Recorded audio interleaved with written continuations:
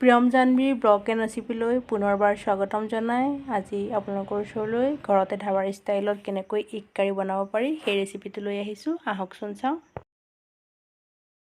4টা কণী লৈছোঁ। কণীকেইটা বইল কৰি ল'ম।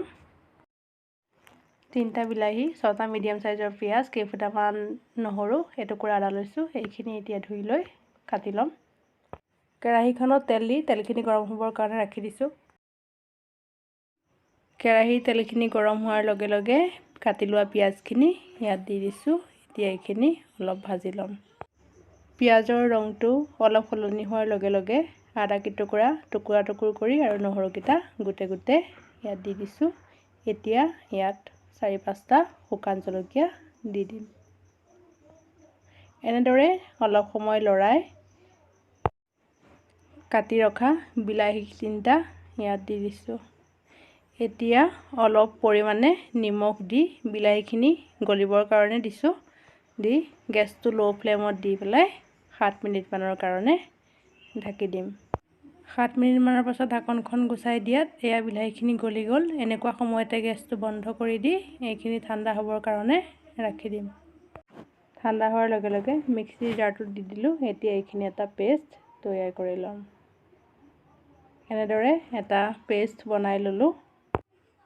এতিয়া সেইখন কেৰাহীতে অলপ তেল দি কণীকেইটাত নিমখ আৰু হালধি সানি অলপ ভাজি ল'ম। বেছি ৰঙচুৱা নকৰোঁ। এয়া এনেকুৱা এটা জোখত ভাজি ল'লোঁ। এটা তেজপাত, কেইটামান গোটা জিৰা তেলত দি দিলোঁ। এতিয়া পিচি ৰখা পেষ্টটো ইয়াত ঢালি দিলোঁ। মিক্সিৰ বাতিটোত যিখিনি লাগি আছিলে তাতো অলপ পানী দি ইয়াতে দি দিলোঁ। এতিয়া এনেকুৱা সময়তে আধা চামুচ কাশ্মীৰী লাল মিৰ্চ, আধা চামুচ হালধিৰ গুড়া প্ৰয়োজন অনুসাৰে আৰু আধা চামুচ জিৰাৰ গুড়া, 1 চামুচ ধনিয়াৰ গুড়া, অলপ পৰিমাণে নিমখ দিম। যিহেতু আমি বিলাহীখিনিত প্ৰথমতেও নিমখ দিছোঁ, সেইকাৰণে নিমখৰ পৰিমাণটো কম কৰি দি এতিয়া 10 মিনিটমানৰ কাৰণে গেছটো মিডিয়াম ফ্লেমত ৰাখি ঢাকি দিম। 10 মিনিটমানৰ পিছত ঢাকনখন গুচাই দিয়াত এয়া তেলখিনি বিৰেঙি আহিছে, মছলাখিনি ভাজা হৈ গৈছে। এনেকুৱা সময়তে অলপ গৰম পানী দি এটা উতল আহিবলৈ দিম। উতল অহাৰ লগে লগে এতিয়া ইয়াত ফ্ৰাই কৰি ৰখা কণীকেইটা দি 5 মিনিটৰ কাৰণে গেছটো মিডিয়াম টু হাই ফ্লেমত ৰাখি আকৌ ঢাকি দিম।